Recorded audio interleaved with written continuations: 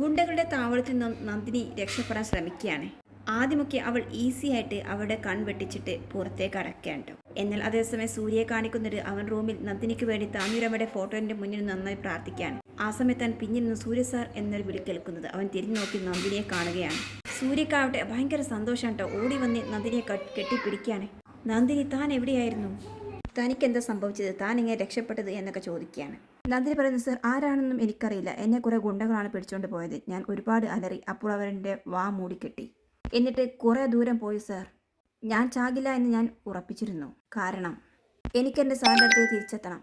അതുകൊണ്ടാണ് ഞാൻ ഇപ്പോൾ രക്ഷപ്പെട്ടത്. പിന്നെ അവരിൽ ഒരുത്തൻ്റെ തലയ്ക്ക് ഞാൻ അടിച്ചു. കുറെ ദൂരം എൻ്റെ പുറകിൽ അവന്മാരുണ്ടായിരുന്നു. ഞാൻ പലയിടത്തും പതുങ്ങിയിരുന്നു. ഒടുവിലാണ് സർ ഞാൻ എങ്ങനെയാണ് ഇവിടെ എത്തിയത്. അപ്പോൾ സൂര്യ പറഞ്ഞത്, ഒരു കാര്യം എനിക്ക് ഉറപ്പായി നന്ദിനി, ഈ ലോകത്ത് ആര് വിചാരിച്ചാലും നമ്മളെ വേർപിരിക്കാൻ പറ്റില്ല. ഈ നന്ദിനി സൂര്യയുടെ പെണ്ണാണ്, സൂര്യയുടെ മനസ്സറിഞ്ഞ പെണ്ണ്.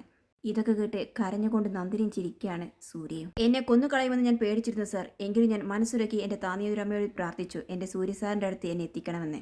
ഏതൊരു ടൈമിലും ഏതൊരു ആയുധത്തിൻ്റെ മുന്നിലും നന്ദിനിക്ക് പ്രാർത്ഥിക്കാനുള്ള കരുത്ത് എൻ്റെ സൂര്യ സാറിൻ്റെ പേരിലാണ്. ഇതൊക്കെ കേട്ട് സൂര്യ കരയാണ് കേട്ടോ. അവൻ കണ്ണുതുറച്ചിട്ട് പറയുന്നുണ്ട്, നന്ദിനി താൻ ഒരിക്കൽ തിരിച്ചെത്തില്ല എന്ന് പറഞ്ഞ് ഇവിടെ ആഘോഷങ്ങൾ നടക്കുകയാണ്. എനിക്ക് തന്നെ അവരുടെ മുന്നിൽ കൊണ്ടുചെന്ന് നിർത്തണം. എൻ്റെ നന്ദിനി തിരിച്ചു വന്നു എന്ന് എനിക്ക് ഉറക്കെ അവരോട് വിളിച്ചു പറയണം വാ എന്ന് പറഞ്ഞ് അവളുടെ കൈ പിടിക്കാൻ നോക്കിയത് പെട്ടെന്ന് അവൾ അപ്രത്യക്ഷമാവാണ്. സൂര്യ ആകെ നിരാശനായി പൊട്ടിക്കരയാണ് കേട്ടോ. എന്നിട്ട് തകർന്നു പോയിട്ട് ആ ബെഡിൽ ചെന്നിരിക്കുകയാണ്. നന്ദിനി, എവിടെയാണോ താൻ എന്ന് പറഞ്ഞാൽ പൊട്ടിക്കരയാണ്. പിന്നീട് കാണിക്കുന്ന നന്ദിനിയാണ് കേട്ടോ. അവൾ അവരുടെ കണ്ണ് വെട്ടിച്ച് ഗുണ്ടകളിടത്തിൽ നിന്ന് മാറി മാറി അവൾ താഴേക്ക് ഇറങ്ങുകയാണ്. ആ സമയത്താണ് താഴെ ഇരുന്ന് 2 ഗുണ്ടകൾ കണ്ടു കൊടുക്കുകയായിരുന്നു. അവരിൽ ഒരാൾ മുകളിലേക്ക് പോവുകയാണ്. നന്ദിനിയെ ഇരുത്തിയിരുന്ന റൂമിൽ കാണുന്നില്ല.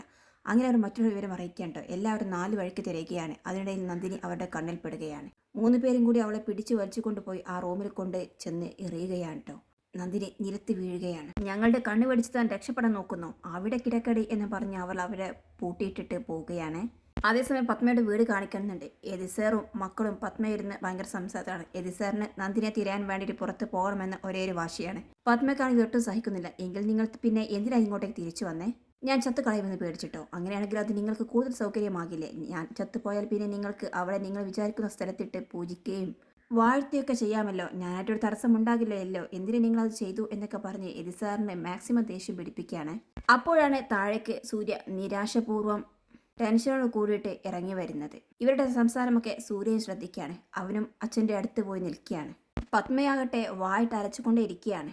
നന്ദിനി താനൂരമ്മയുടെ ഫോട്ടോയ്ക്ക് മുന്നിൽ വെച്ച് നടത്തുന്ന ഓരോ ആചാരങ്ങളെ കുറിച്ചൊക്കെ പറയാനുണ്ട്. അവൾ അത് നടത്തിയതുപോലെ ഒരു പരീക്ഷണത്തിന് നീ തയ്യാറാണോടാ? അങ്ങനെയാണെങ്കിൽ ദേവിയുടെ മുന്നിൽ വെച്ചിട്ട് നമുക്കൊരു പരീക്ഷണം നടത്താം. 2 നറുക്കിടാം. അതിൽ നന്ദിനി തിരിച്ചു വരുന്നു എന്നാണ് ദേവി കാണിക്കുന്നതെങ്കിൽ ഇന്നത്തെ ഫംഗ്ഷൻ ഞാൻ ക്യാൻസൽ ചെയ്യും. അച്ഛനോടൊപ്പം നിനക്ക് അവളെയും തേടി നടക്കാം. അതല്ല നന്ദിനി വരില്ല എന്നാണ് കാണുന്നതെങ്കിൽ അന്വേഷണം ഇവിടെ വെച്ച് അവസാനിപ്പിക്കണം. ഫംഗ്ഷൻ നടക്കും. നിന്റെ അച്ഛൻ ഇവിടെ തന്നെ ഉണ്ടാകും. സമ്മതിച്ചോ എന്ന് ചോദിക്കാട്ടോ. സൂര്യ പറയുന്നത് സമ്മതിച്ചു. നന്ദിനിയുടെ ഭക്തിയിൽ എനിക്ക് വിശ്വാസമാണ്. അപ്പോൾ എതിസർ സൂര്യ എന്ന് വിളിക്കുകയാണ്. സൂര്യ പറയുന്നത് നടക്കട്ടെ അച്ഛ. മുൻപൊരിക്കൽ നന്ദിനി നടത്ത പരീക്ഷണത്തിന് തിരിച്ചടിക്കുകയല്ലേ ഇപ്പോൾ ചെയ്യുന്നേ. നിന്ന് കൊടുക്കാം എന്ന് പറയാണ്. അപ്പോൾ പത്മ ഇന്ദ്രജയോട് പറയുന്നുണ്ട്, ഇന്ദ്രജ നീ മുകളിൽ പോയിട്ട് ഒരു പേപ്പറും പേനയുമായിട്ട് എടുത്ത് പൂജാ റൂമിൻ്റെ അടുത്തേക്ക് വാ. അങ്ങനെ ഇന്ദ്രജ അത് എടുക്കാൻ വേണ്ടിയിട്ട് അകത്തേക്ക് പോവുകയാണ്. പത്മയും സൂര്യയും എതിസാറും കൂടി പൂജാ റൂമിൻ്റെ അകത്ത് കയറി നിൽക്കുകയാണ് കേട്ടോ. ഇന്ദ്രജ പേപ്പർ കൊണ്ടുവന്ന് കൊടുക്കുകയാണ്. അതിൽ നന്ദിനി വരും നന്ദിനി വരില്ല എന്ന് 2 നറുക്കെഴുതി മടക്കിയെടുക്കുകയാണ് പത്മ. ആ സമയത്തൊക്കെ അവൾ സൂര്യയുടെയും എതിസാറിന്റെ മുഖത്തേക്ക് നോക്കുന്നു. 2 ആൾ ഭയങ്കര ദുഃഖപൂർവ്വം തന്നെ താഴേക്ക് നോക്കി നിൽക്കുകയായിരുന്നു കേട്ടോ. എന്നാൽ പത്മയുടെ മുഖത്താട്ടെ അല്പം പുഞ്ചിരി തന്നെ കാണുന്നുണ്ടായിരുന്നു. അങ്ങനെ ആ നറുക്കെല്ലാം മടക്കിയതിന് ശേഷം 2 പേരുടെ നേരെ നീട്ടിയിട്ട് പറയുന്നുണ്ട്, ഇത് ഞാൻ ദേവിയുടെ താലത്തിൽ വെക്കുകയാണ്, അതിൽ നിന്നും നിങ്ങൾ എടുക്കണം എന്ന് പറയാൻ കേട്ടോ. അങ്ങനെ ആ 2 നറുക്കും ദേവിയുടെ മുന്നിൽ തന്നെ വെക്കുകയാണ്. എന്നിട്ട് അത് സൂര്യയുടെയും എതിസറിൻ്റെ നേരെ നേരിട്ട് പറയുന്നത് ഇതിൽ നിന്ന് ഒന്നെടുക്കും. സൂര്യയും എതിസറും 2 പേരും അതിലേക്ക് നോക്കുകയാണ്. സൂര്യ അച്ഛനെടുക്ക്. എന്നാൽ എതിസർ മടിച്ച് നിൽക്കുകയാണ് കേട്ടോ. വീണ്ടും നിർബന്ധിക്കുകയാണ്. അങ്ങനെ എതിസർ തന്നെ ഒന്നെടുത്തിട്ട് പത്മയുടെ കയ്യിൽ കൊടുക്കുകയാണ്. പത്മ അത് നിവർത്തി നോക്കുകയാണ്. അതിൽ നന്ദിനി വരില്ല എന്ന് കാണുന്നതും പത്മ ചിരിക്കുകയാണ്. സൂര്യക്കും എതിസറും ഭയങ്കര നിരാശ തോന്നുകയാണ്. 2 പേരും അവിടെ നിന്നും ഇറങ്ങിയിട്ട് ഹോളിലേക്ക് എത്തുകയാണ്. പിന്നാലെ തന്നെ പത്മ ഭയങ്കര വിജയഭാവത്തോടു കൂടി ഇറങ്ങി ഇന്ദ്രജയുടെയും വിജയുടെയൊക്കെ മുഖത്തേക്ക് നോക്കി ചിരിക്കാണ്ടോ. എന്നിട്ട് അവിടെ എത്തുകയാണ്.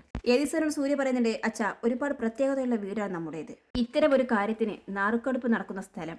അച്ഛൻ എന്തായാലും വാക്കു പാലിക്കണം. അച്ഛൻ ചടങ്ങിലുണ്ടാകണം. എന്നിട്ട് സൂര്യ പോകാൻ നിൽക്കുമ്പോൾ എതിസർ സൂര്യ എന്ന് പറഞ്ഞ് കൈ പിടിക്കാനും, സാരമില്ല അച്ഛാ, എനിക്കെൻ്റെ വാക്ക് പാലിക്കാതിരിക്കാൻ പറ്റില്ലല്ലോ, എനിക്ക് അയാളെ തിരയണം എന്ന് പറഞ്ഞിട്ട് എതിസറിനോട് യാത്ര പറഞ്ഞ് സൂര്യ പുറത്തേക്ക് ഇറങ്ങുകയാണ്. അതേസമയം നന്ദിനിയെ കാണിക്കുന്നുണ്ട്. അവളെപ്പോഴും ആ പായൽ തന്നെ കിടക്കാൻ കേട്ടോ. 2 ഗുണ്ടകൾ വന്ന് അവളെ പിടിച്ചെഴുന്നേൽപ്പിച്ച് ചെയറിലേക്ക് ഇരുത്തുകയാണ്.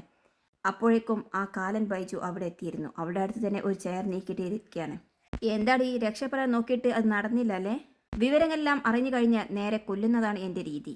പക്ഷെ നിന്നെ മാത്രം പോരല്ലോ എനിക്ക്, അവനെയും കൂടിയും വേണ്ടേ, നിന്റെ ഭർത്താവിനെ. നീ അവൻ്റെ നമ്പർ പറ എന്ന് പറയാം. അപ്പോൾ നന്ദിനി അയാളുടെ മുഖത്തേക്ക് തുറച്ചു നോക്കുന്നത് നിന്റെ ഭർത്താവിൻ്റെ നമ്പർ താടി എന്ന് ഉച്ചത്തിൽ പറയാണ്. എന്താ നിന്റെ ഭർത്താവിൻ്റെ നമ്പർ തരാൻ എനിക്ക് പേടിയാണോ? അത്രയ്ക്ക് പേടിയാണോ അവന്? ഇത് കേട്ടത് നന്ദിനി, പേടിയോ? എൻ്റെ സൂര്യ സാറിനോ? നിന്നെ പോലെയുള്ളവരൊക്കെ എൻ്റെ സൂര്യ സാർ ഒരിക്കലും പേടിക്കില്ല എന്ന് പറയണം. അപ്പോൾ ബൈജു പറയുന്നുണ്ട്, എടാ പെണ്ണെന്ന് പറഞ്ഞാൽ ഇങ്ങനെ ഇരിക്കണം എന്നിട്ട് കളിയാക്കാൻ കേട്ടോ. അവസാനം നന്ദിനിയോട് വീണ്ടും വാശിയോട് കുറിച്ച് ചോദിക്കുമ്പോൾ നന്ദിനി സൂര്യയുടെ നമ്പർ പറഞ്ഞു കൊടുക്കുകയാണ്.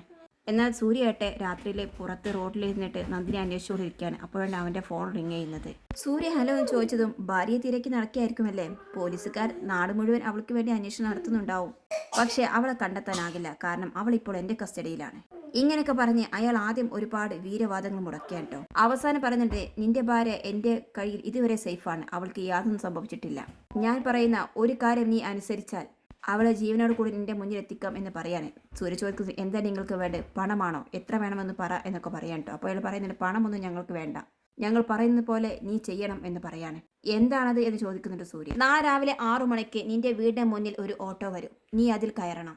അതിൻ്റെ നമ്പർ 1256. നീ അതിൽ കയറണം. ആ വണ്ടി ഈ സിറ്റിയിലൂടെ ഓടിക്കൊണ്ടേയിരിക്കും. നിനക്ക് പിറകെ എൻ്റെ ഒരാളുണ്ടാകും. അയാൾ നിന്നെ ഒരു പാർസൽ ഏൽപ്പിക്കും. ആ പാർസല് നിന്റെ ഫോൺ ഞാൻ അയക്കുന്ന ലൊക്കേഷനിൽ നീ എത്തിക്കണം. അത് കഴിഞ്ഞാൽ പിന്നെ നിനക്ക് നിന്റെ ഭാര്യയും കൊണ്ടുപോകാം. നിന്റെ ഭാര്യ സ്വതന്ത്രയാകും. ഇതെല്ലാം തൊട്ടടുത്ത് നിന്ന് കേൾക്കുന്ന നന്ദിനിയെ കാണിച്ചുകൊണ്ടാണ് ഇന്നത്തെ എപ്പിസോഡ് അവസാനിക്കുന്നത്.